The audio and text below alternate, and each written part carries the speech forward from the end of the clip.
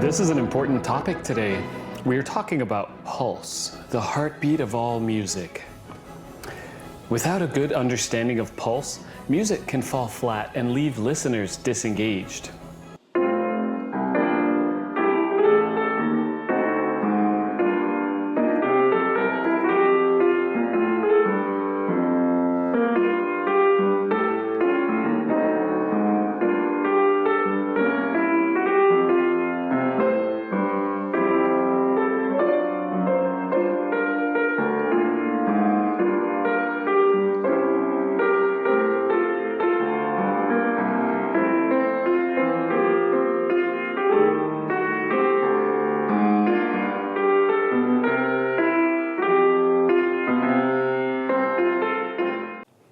Now, if you add some accents, leave some empty space in spots, create exciting building phrases at moments, and drive the music forward by knowing how to interact and phrase within the pulse, you get an improved result.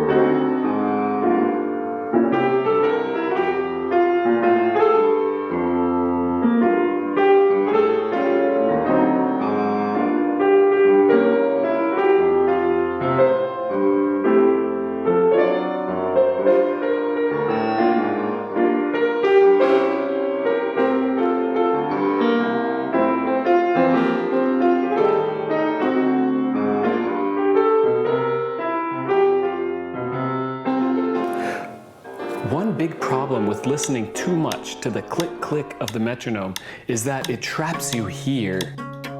But music lives out here.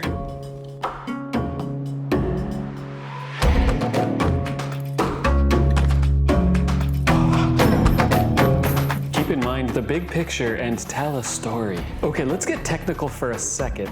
These are the 4 general attributes of rhythm. The steady beat. This is the heartbeat. No beat, no life. Tempo, the speed of that heartbeat. Meter, this is the grouping of that heartbeat. Is it a march? Is it a waltz? Pattern. Some of you will enjoy this definition. Pattern is how we decorate and play inside of that heartbeat. Others with a different personality will prefer to say patterns are created by combining, dividing, and matching the beat. Always remember, music is about a feeling more than anything else. Does that mean we don't need to concern ourselves with being precise? The opposite. It means precision isn't enough. We can say something is imprecise rhythm, and we can identify good rhythm, but what you really want is musical rhythm. Our little pal, the metronome, shows us a part of this, something very valuable, which is the steady pulse. Meet someone who my students call Mr. Annoying or Mr. Trash Can. 1, 2, 3, 4, 1. Every musician who has ever lived has fought this guy and lost. Yes, he's annoying, but essential. All music has a stable pulse, otherwise it isn't alive. But to know exactly where to place our sounds in the framework of that pulse, we need to listen to ourselves, and we need a good teacher to guide and instruct us about how to do it. Our brains are always analyzing and interpreting the world, and sometimes our brains take shortcuts. Beware of mental shortcuts because they can be detrimental to rhythm. Let's take Vince Guaraldi's O Tannenbaum as an example. One of my very best students, Asa Alexander, a senior in high school, brought this piece to his lesson on Saturday. And I think this will serve our purposes very nicely for today. I showed you two ways of interpreting these rhythms. One is the cursory survey of the page, lots of assumptions, and not a very deep look. The second is employing all of the nuanced attributes of time we learn about when studying with great teachers. Use of delays, accents, and organization to the advantage of the music. In this piece, the underlying pulse is the quarter note. On top of that, we can overlay a pattern of swung eighth notes. This composer sometimes replaces two of these with a more broad quarter note triplet. Don't play what musicians would call a high school triplet, which would be trying to broaden them out so much that you run out of time for the third note.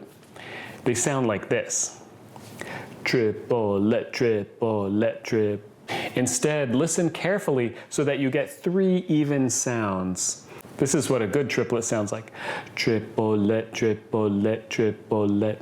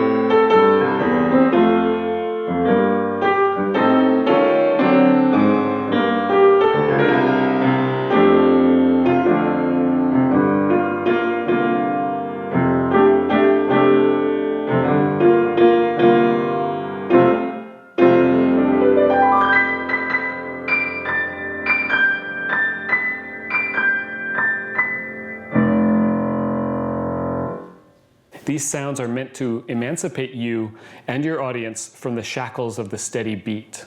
Guaraldi takes us out of the normal feel. Could we call this a rhythmic modulation? If you change keys, it's called a tonal modulation. And there's something else called a metric modulation, which is when you change from a feel of 4 beats to a bar to 3 beats to a bar, for example. The introduction here is in 3/4 time.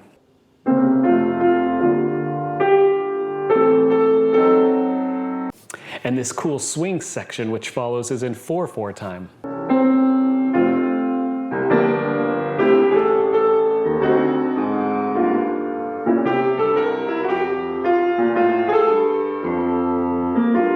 Veda Kaplinsky said in a public class I attended in Aspen in 2003, "We can learn a lot if we watch an old-fashioned mechanical metronome.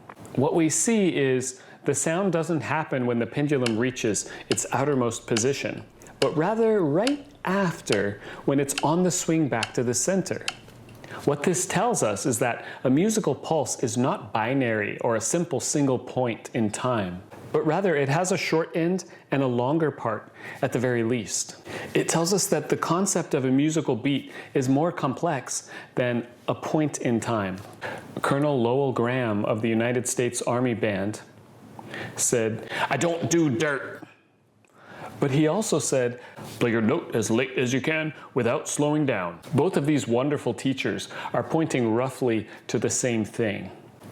I sometimes draw a picture for my students of a mouth, and central to the mouth is a nice set of chompers biting down on a piece of caviar, on a fish egg.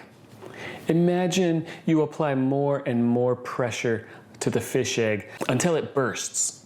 It's important to recognize that tension builds as you allow time to pass. And if you play your note too early, we lose that exciting tension. And this is why the playing of many students has that flat quality to it. It's because they're playing their notes too early within the framework.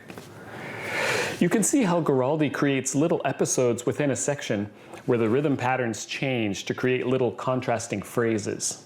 You could say this music is about changing it up. For these quarter note triplets, it helps me sometimes to add more notes with the opposite hand to create sextuplets instead of just triplets.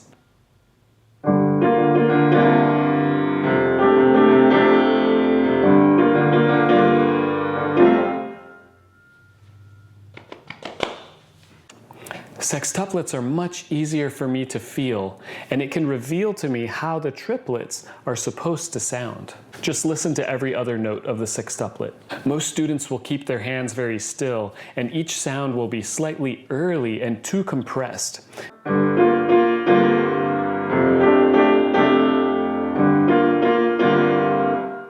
Making this small adjustment can help you stay on track and give your sounds some space. Simply add a little lift before each chord. This slows you down, and the instrument responds better too, and it makes a better quality sound.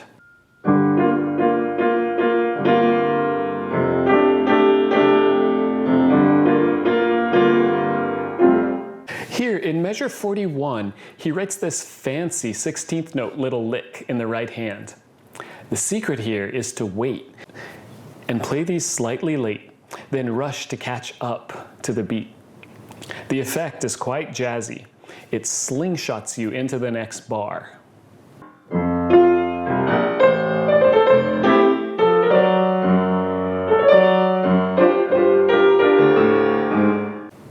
Pulse is what makes music breathe. It's not just about being in time. It's about playing with time. Once you understand the pulse deeply, you're not just counting. You're communicating. Give me a like and a subscribe, and I'll see you soon.